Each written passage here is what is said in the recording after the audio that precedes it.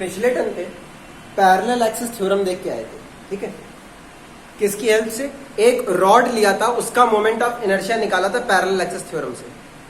अब यहां पर एक हम लेते हैं रेक्टेंगुलर लैमिना, ठीक है, और उसमें अप्लाई करेंगे परपेंडिकुलर एक्सिस थ्योरम, ठीक है।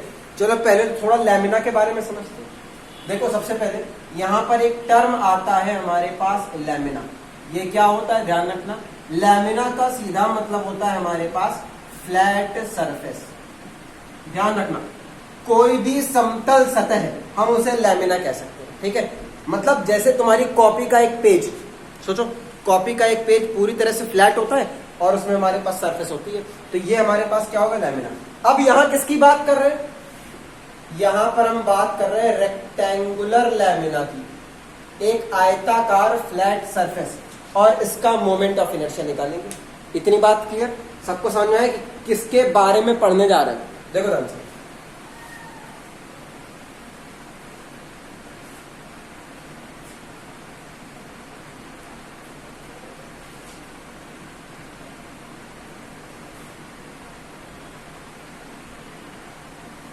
अब ये तुम्हारे पास एक रेक्टेंगुलर लैमिना है, ठीक है। चलो एक काम कर लेते हैं, हम यहां पर इसकी लंबाई और चौड़ाई मान लेते हैं। चलो मान लिया ये हमारे पास इसकी लेंथ हो गई और ये हमारे पास इसकी ब्रेथ हो गई, ठीक, ये हमारी चौड़ाई है।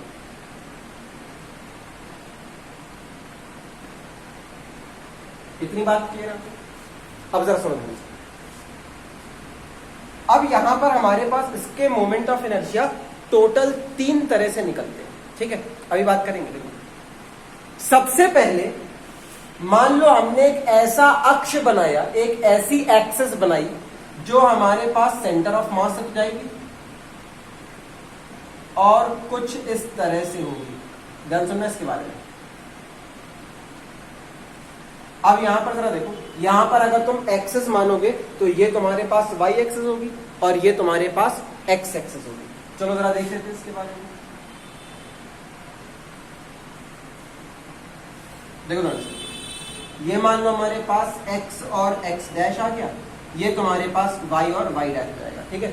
अब देखो, अब ये हमारे पास एक्सिस कैसी है? ये हमारे पास सेंटर ऑफ मास से तो जा रही है, लेकिन y एक्सिस के समांतर है, y एक्सिस के पैरेलल है। ये बात समझ में आ रही कि नहीं आ रही यहाँ पे? या फिर ठीक से कहें तो ये हमारे पास चौड़ाई के समांतर है। अब सारी कहानी वही है, हमारे पास लैमिना है, लैमिना का मास m है, ठीक है। अगर अब जरा ध्यान से देखो, अगर इस एक्सिस की बात करोगे तो इस एक्सिस से डिवाइड कौन हो रहा है?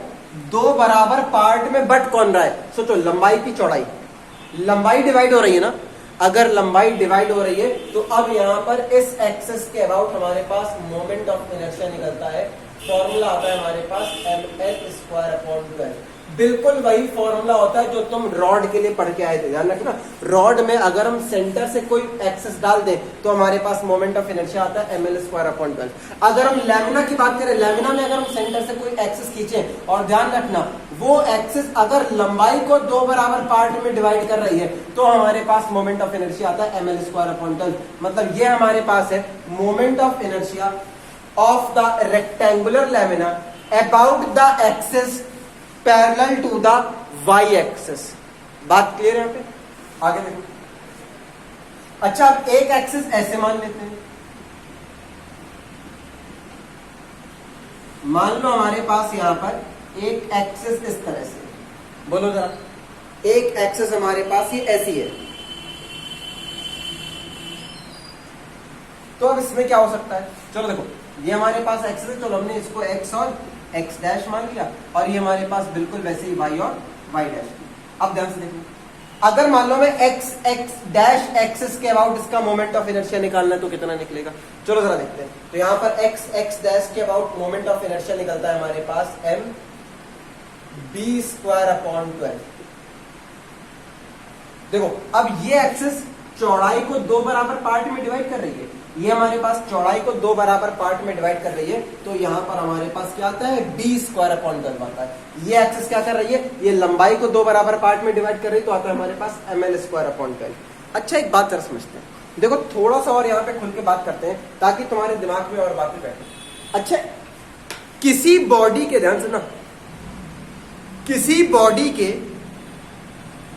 अलग अलग मोमेंट ऑफ इनर्शिया का मतलब क्या होता है? एक बॉडी के अलग अलग मोमेंट ऑफ इनर्शिया आ रहे हैं, 2 फॉर्मूले आ रहे हैं, 3 फॉर्मूले आ रहे हैं, आगे चल के 4 4 5 5 फॉर्मूले आएंगे, तो इनका मतलब क्या? चलो जरा समझते हैं, ध्यान सुनना। देखो तुम्हें पहले ही बता चुके हैं कि मोमेंट ऑफ इनर्शिया क्या बताता है। देखो ध्यान से, मोमेंट ऑफ इनर्शिया मतलब जड़त्व आघूर्ण, ठीक है। देखो मोमेंट ऑफ इनर्शिया हमारा ये बताता है कि अगर किसी बॉडी का मोमेंट ऑफ इनर्शिया ज्यादा है तो वो बॉडी अगर रोटेट कर रही है तो वो रोटेट करती रहेगी, आसानी से रुकेगी नहीं।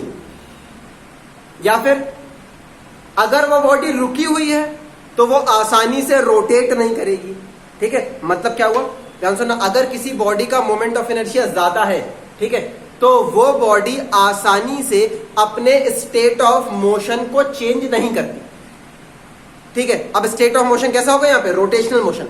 अगर वो रोटेट कर रही है तो वो रोटेट करती रहेगी, आसानी से रुकेगी नहीं। अगर वो रुकी हुई है बॉडी तो उसको रोटेट कराना मुश्किल होगा। अब एक काम करते हैं, थोड़ा सा समझो यहां पे, ध्यान से देखो। अब यहां पर चलो एक काम करते हैं, थोड़ा डायग्राम अलग बना लेते हैं, तो इससे तुम्हें ज्यादा समझ में आएगा। हमने यहां पे ऐसा लैमिना ले लिया, ठीक है, इसकी लंबाई L है और यहां पर चौड़ाई हमारे पास बिल्कुल वैसे B दी गई है। अब ऐसे सोचो, अब ये तुम्हारे पास, तुम्हारे सामने बड़ा सा पटरा रखा हुआ है, L लंबाई का B चौड़ाई का एक पटरा रखा हुआ तुम्हारे सामने, मान लो थोड़ी देर के लिए, ठीक है, और उसमें इस तरह से एक्सिस बनी हुई है और तुम्हें क्या करना है, तुम्हें इसको ऐसे पकड़ के इसको घुमाना है, ठीक है।